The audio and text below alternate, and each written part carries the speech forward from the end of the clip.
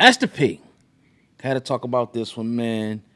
He caught a lot of backlash from what he said on slavery. Now I didn't even hear what he said yet. Damn, we just talking about Master P too. Yeah, but I'm gonna play it. 'Cause I didn't even hear it, but I've been seeing it the last couple of days. So let's hear it.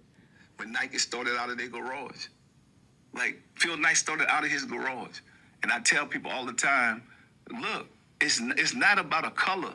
Like think about it. Even though when I help black owned business, I'm doing that because we at the bottom of the totem pole. But we want to create product for everybody. This product is for everybody. Blacks, white, Asian, Latino.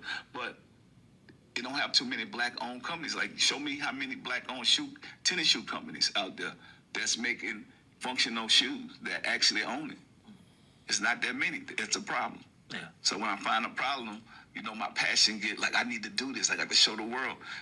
In the food industry, I realized that we didn't have enough healthy alternative foods for us. So I found a problem. I created Miller Family Food. I said, well, you know, I got to make healthy alternative foods, snacks, everything. Is that based out of New Orleans? Yes. Okay. Yes. And so I was inspired by going to Tulsa, Oklahoma. And, you know, in the Black Wall Street, 1920, what happened to our people. And it's like you had so many successful, rich black people, and it was burned down. But I met this guy that owned a grocery store called Oasis. Yeah, A.J. Johnson. Yes. Yeah. And so I'm like, you know what? I'm going to put my food in your grocery store, and I'm going to support you. We support all these other companies, but why not support Oasis and AJ? He's doing good stuff in the community, and what you know about that store, as I've been down there, is that the predominantly of that area that's white is poor Yes. individuals who, Yes. you know, and so I love the work that he's doing. But when you think about, again, being yourself, what's been the biggest surprise of the stardom? I mean, you've been in this game for a very, very long time. What's been the biggest surprise about it all? Our own culture don't believe that we could do it. You know, because they just don't get it. They like, how you could do this. I mean, like, if I could do it, anybody could do it. You don't have to be the smartest person in the world. You don't have to be a rocket scientist. You just got to have integrity and do good business. And these doors will open up for you. Building great relationships. And I think that's the biggest thing for me, trying to get that negative mindset out of our culture, because they still going back to, oh man, slavery, they did us this. And I'm like, you still harping on that, man. I never harped on that, because I can't change the past, but I can change the future. And I think you got to get used to us being successful. And I think a lot of us, we block our own blessings because we don't think that we could do it because we're looking at a color. So, I mean, Muhammad Ali was a guy that, and I love, like, his story, because he didn't care about that. He just wanted to be around good people, but he did represent for the culture. And I want more African-American owned tennis shoe companies. I don't want this just to be me. I want so many different product brands owned by us, but making it for everybody. Because think about it, when other cultures make products, they don't make it for them, they make it for everybody. And so I want that mindset of our people. If I could change that, that's the way we're going to bridge the wealth gap. What's been the biggest negative surprise of it all? The biggest negative surprise of the stardom? Our people can't work together. Think about when I go down Rodale Drive and see all these stores. They owned by all the same kind of looking people. None of them fighting. None of them caring about what each other have or got. And I love that. I want to see that for our culture and our people. That's why I fight to educate our culture and our people. Because we got to get on that page. Like, if we get on that page, we're going to be dangerous, because we spend $1 trillion a year. 2.1 trillion. 2.1 trillion, think about it. And we don't own nothing. And we make 0.1% of black CEOs in Fortune 500 companies, but we spending all the money. Somebody look. So I don't know why he got backlash from that, honestly, but he did. He got backlash from it because people they took one part of it and they kind of didn't like it. How he talked about, you know, the slavery aspect, and you know how people, I guess, is a portion of people or a demographic people that they do harp on it, and they kind of allow it they say, oh, well, I'm not going to do this because the whitey going to tear it down, or this person's going to do that, or this person's going to do that. I don't like that mindset. Understanding that you still going to have obstacles, yes, but you got to have a relentless attitude and feel like nobody's going to stop me. So I feel him on that. But I'll let you, go ahead and how would you take from it? Yeah, bro. I was actually surprised, and I'm glad you said it. I'm like, bro, you thought that was negative? I didn't. Yeah. He got backlash from it. Got backlash, and it's crazy because he didn't say anything wrong. No. He didn't say a damn thing wrong, and it's when we get into this game, we got we put these emotional blocks up. This carries into the conversation with Jay-Z and other successful black people.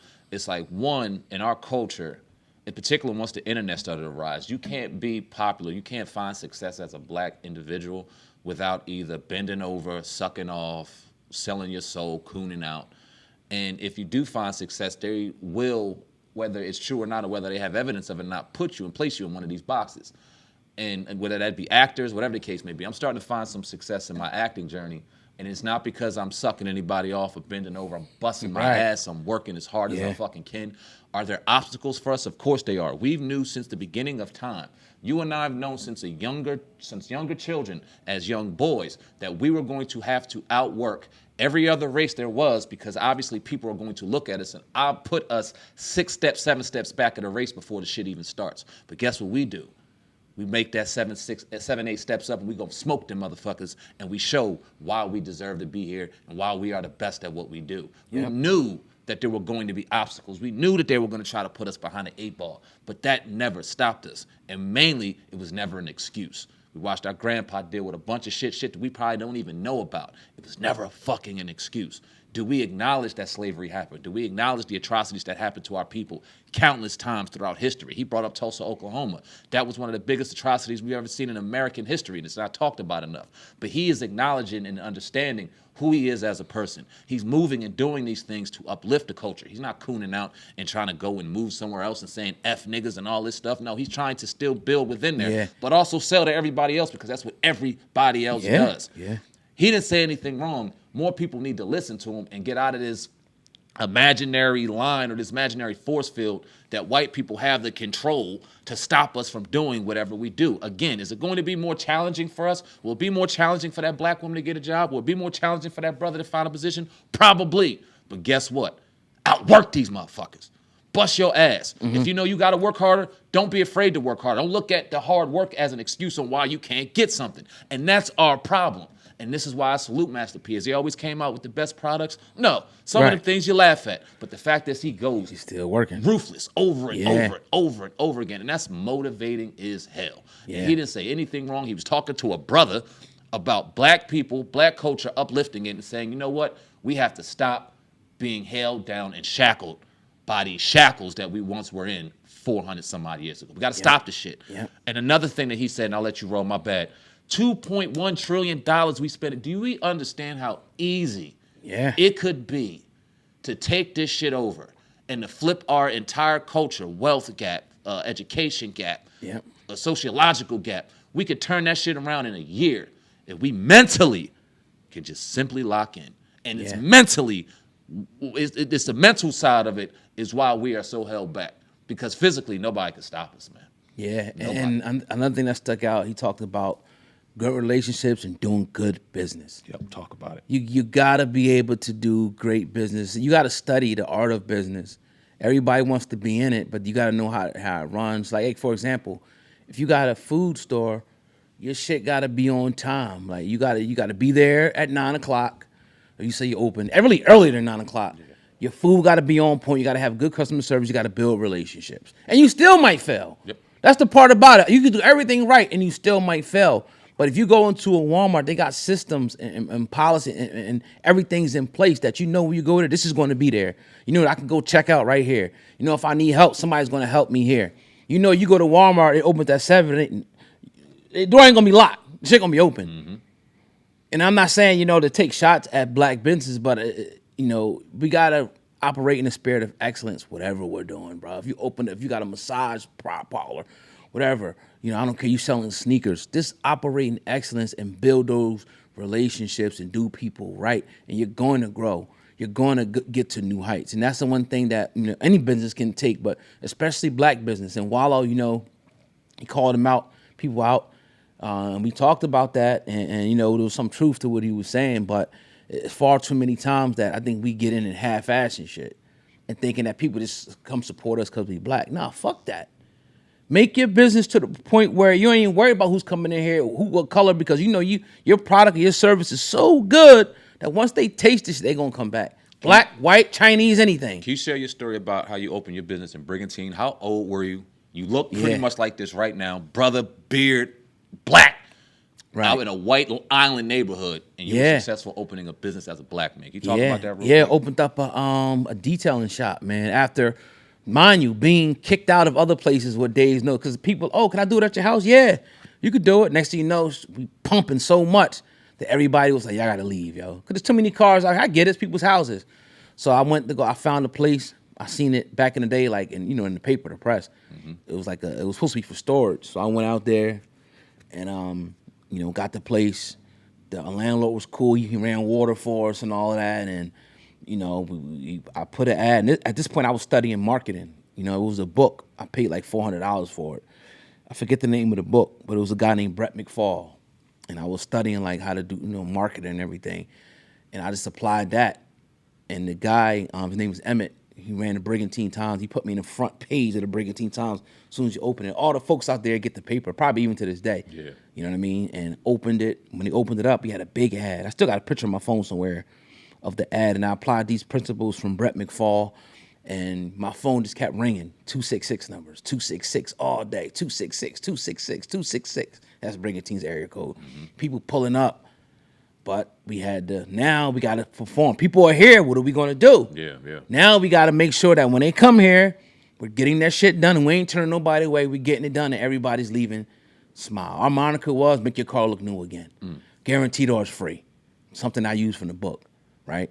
Nobody ever not wanted to not pay us because the job was always so well done. Now, did I have people that half-assed? I had people that still, yeah. There's sometimes we went there and the shit wasn't open, yeah. Now, I had to learn coming up through business.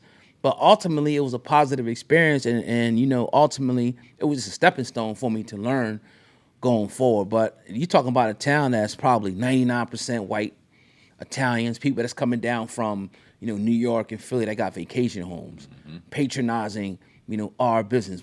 Guys bringing 4 or 5 cars at a time, doctors, lawyers. People used to love us out there. What was you, 22, 21? Probably like 23, 20, yeah, something around that. Young as shit. Yeah, people used to fucking love us. And we had a Macedonian Grill was a Greek business, a Versus Bakery, Italian business.